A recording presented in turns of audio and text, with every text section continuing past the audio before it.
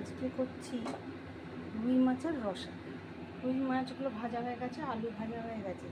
মাছের তেলেতে একটু কালো জিরে দিয়ে দিয়েছি আর একটু দেবো পেঁয়াজ কুচি। একটা পেঁয়াজ কুচি রেখেছি। এটা হবে রুই মাছের রসা। তোমরা ডুমো ডুমো করে কাটতে পারো, লম্বা লম্বা করেও আলু কাটতে পারো।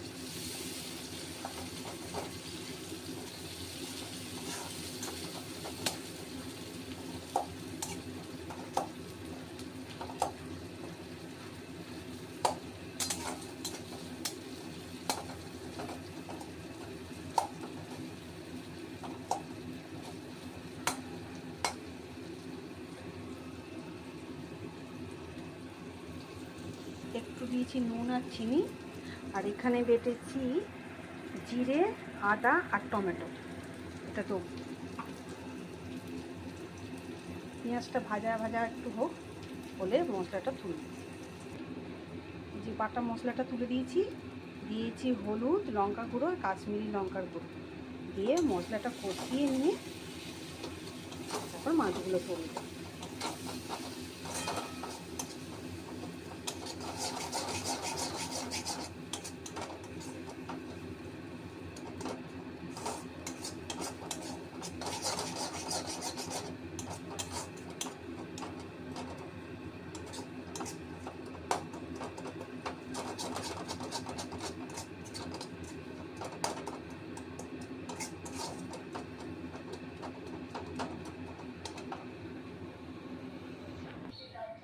এই যে হয়ে গেছে আমার রুই মাছের রসা।